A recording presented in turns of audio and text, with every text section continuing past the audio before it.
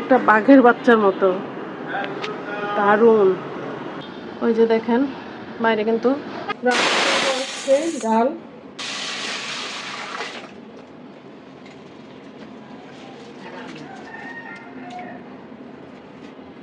ডাল বসায় দিলাম।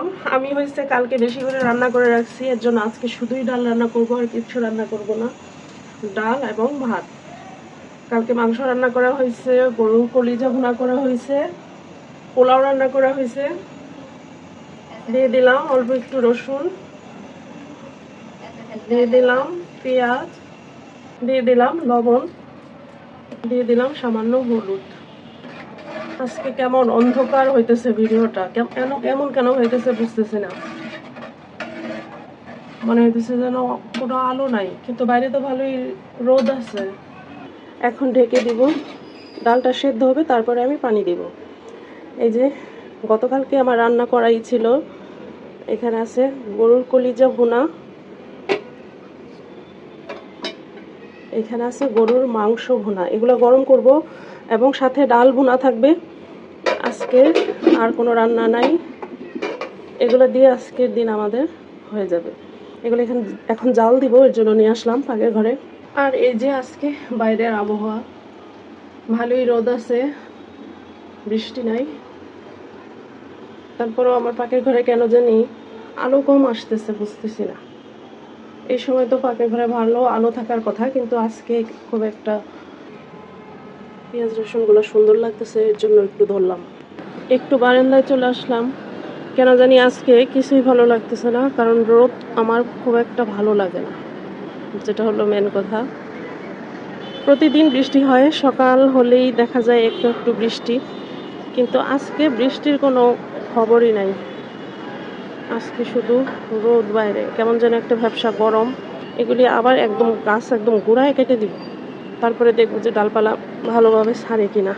এই দেখেন ঘরের ভিতরে ঢুকে যেতেছে বেলি ফুলের ডাল।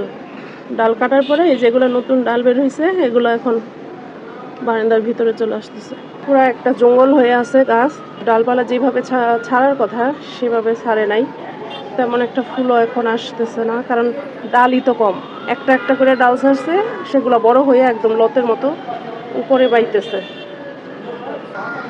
এই গরমের মধ্যে মানুষ বাসে যখন জ্যামে বসে থাকে কেমন লাগে ওদের আমি জানি না, কারণ আমি কখনো বাসে চড়ি না, অভিজ্ঞতা নাই। ডাল সিদ্ধ হয়ে গেছে, এখন আমি পানি দিয়ে দিব।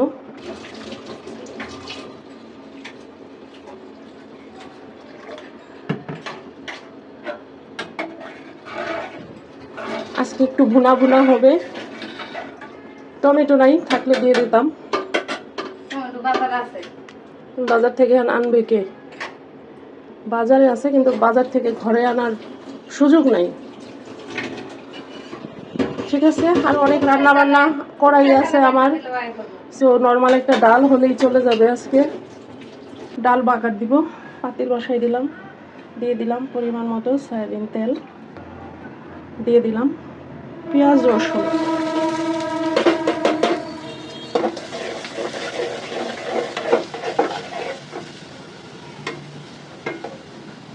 ডালটা এখন বাগার দিব, আর এই সময় দিয়ে দিলাম আমি কাঁচামরিচটা।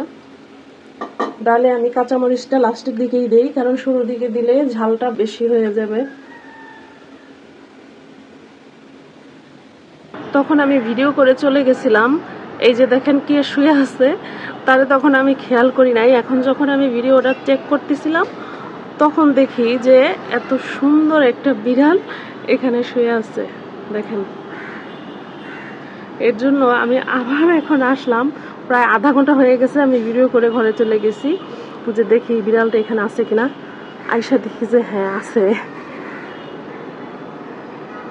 কি সুন্দর! সব সময় বিড়াল কিন্তু এত সুন্দর হয় না, কিন্তু ওর গায়ের রংটা একটা বাঘের বাচ্চার মতো দারুণ।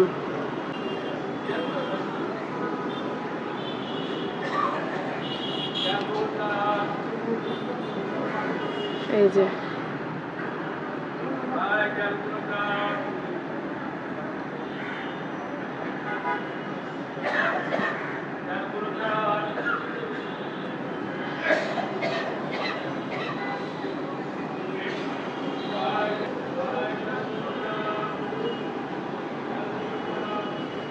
এই বিড়ালটা কি এখানেই থাকে নাকি আজকে আসছে বলতে পারবো না। আমি চাইতেছি একটু কাছে আসুক, ও কিন্তু একদম এই যে দেখেন এই কোণার মধ্যে বসেছিল, এখন একটু দূরে চলে গেল।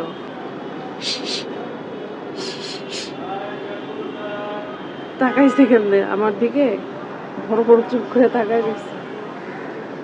আয় আয় এদিকে আয়, আয়। এই যে পেঁয়াজ রসুন গুলা ভাজা ভাজা হয়ে গেছে, এখন ডালে দিয়ে দিতে হবে।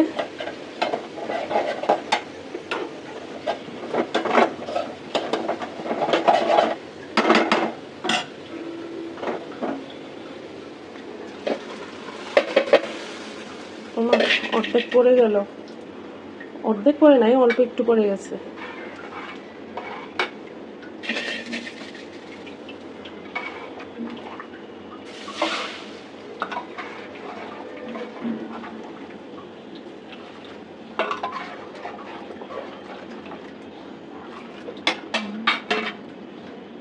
এখন এই ডালটা একটু জাল করে তারপর ওই ডালে ঢেলে দেওয়া হবে।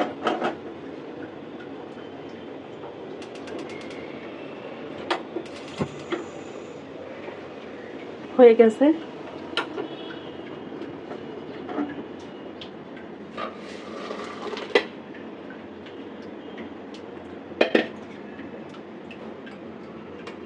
এই যে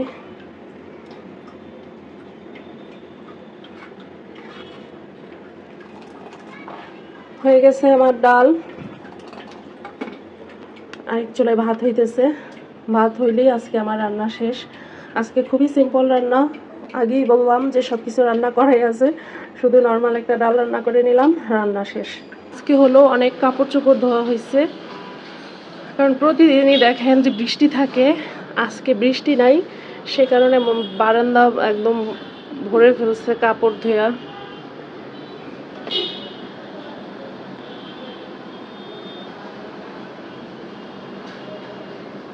পুরা বারান্দা ভরাই কাপড় দেয়া।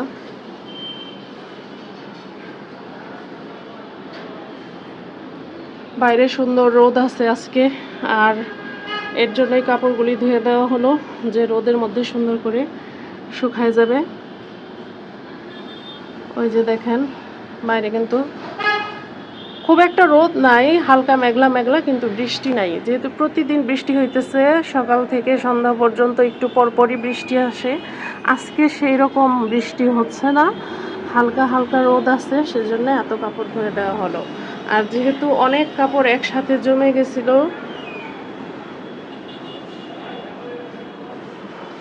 তাই প্রতিদিন কাপড় না ধুয়ে 2 দিন ধরে কাপড় ধুয়ে শেষ করে ফেলতেছে। মানে কাপড়টা প্রতিদিন ধোয়া হয় না, একদিন বা 2 দিনে অনেকগুলা করে কাপড় ধোয়া হয়ে যায় আমাদের। এই হলো অবস্থা। ঠিক আছে, ভালো থাকবেন সবাই, আল্লাহ হাফেজ।